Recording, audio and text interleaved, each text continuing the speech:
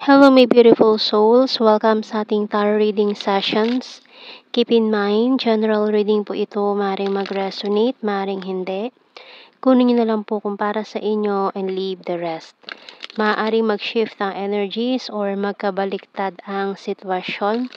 Kaya kayo na pong bahala kung saan kayo nakalugar sa reading natin. So, let's see.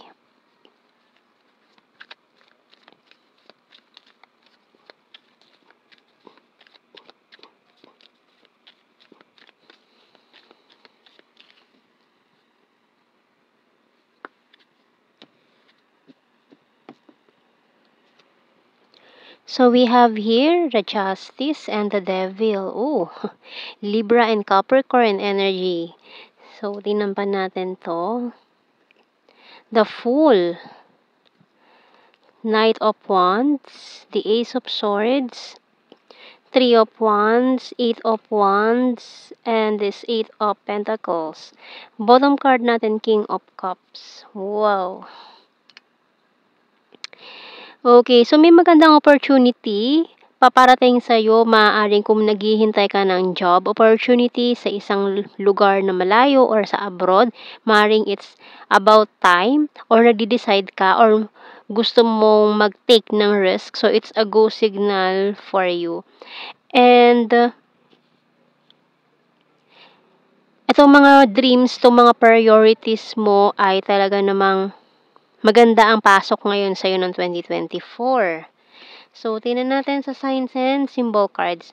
And at the same time, may papasok din kasi ng mga tao ngayon sa buhay mo na maaaring maging interesado sa'yo. So, ang tagal mong parang feeling mo parang walang dumarating or walang nagpaparamdam or bakit parang wala masyadong nakikilala kang mga tao in the past few years, pero ngayon sabay-sabay darating tong mga to.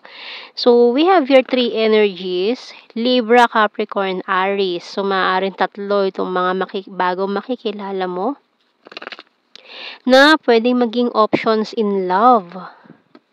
Na maaaring makilala mo itong mga taong ito during itong bagong simula mo sa buhay. So, maaaring in this field na bago mong tatahakin or this new job opportunity for you. So, maaaring doon mo makilala itong mga taong to. Pero mag-ingat lang, baka matapat ka sa snake. Ayan. So, isa sa kanila is having the snake energy. 3 persons. Maaaring, ang isa sa kanila may hindi magandang intensyon. Kaya mag-ingat sa mga pakitang tao or sa una lang nagpapakita ng kagandahan ng pag-uugali nila or characteristics, and then eventually pag nagpalit sila ng balat, ayan, makikita mo na yung totoong kulay ng mga ito. So, kaya mag-ingat ka dun sa pagkilatis sa mga taong pagkakatiwalaan. So, we have here, Remember Who You Are by Archangel Michael. You are a powerful, loving, and creative child of God. You are very loved. So, although protektado ka naman ng mga archangels natin, pero syempre, kailangan pa rin ng matinding pag-iingat, lalo na sa pagtitiwala mo kasi para mabilis ka magtiwala sa mga tao once na pinakitaan ka ng kabutihan. Hindi naman lahat ng tao na nagpapakita sa iyo ng kabutihan ay mabuti talaga. So, kailangan talagang kilatisin mabuti itong mga taong ito para hindi ka magkamali or matuklaw ng mga ahas na nagpapanggap na kaibigan.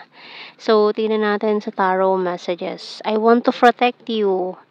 I'm addicted to you.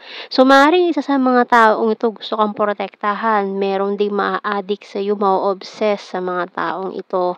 Letting you go, walking away. At isa sa kanila talaga ang kailangan mong i-let go at mag-walk away ka from this snake card.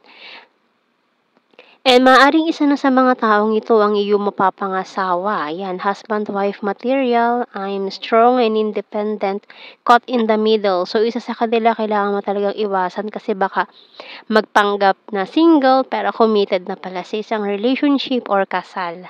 Okay, so I'm honest to you and giving up. You're my strength sa ating bottom card. So, tingnan natin more messages sa ating The Hidden Truth Oracle cards. Reflare conversations over and over. Just being near you is intoxicating. I'm not available.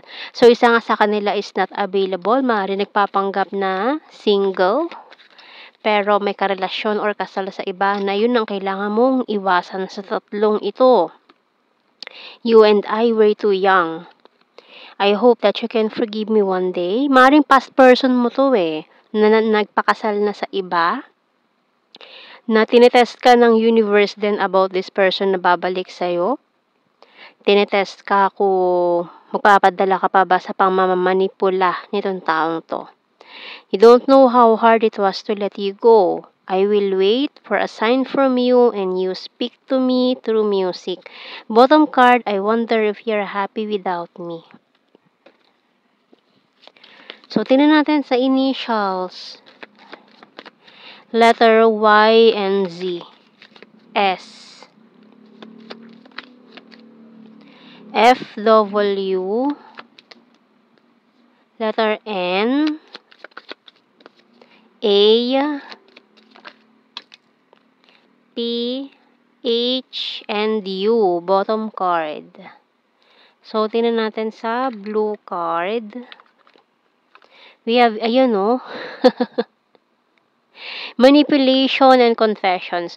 So, mag-ingat ka dito sa taong ito na mamanipulahin ka. Ayan, gagawa yan ng mga kwento, mga senaryo para mapaniwala ka, na maniwala ka na siya yung para sa'yo. So, we have here destiny. So, tingnan natin. Kasi isa sa tatlong ito ang the one na makakasama mo for life. In this lifetime, hanggang sa pagtanda mo, magiging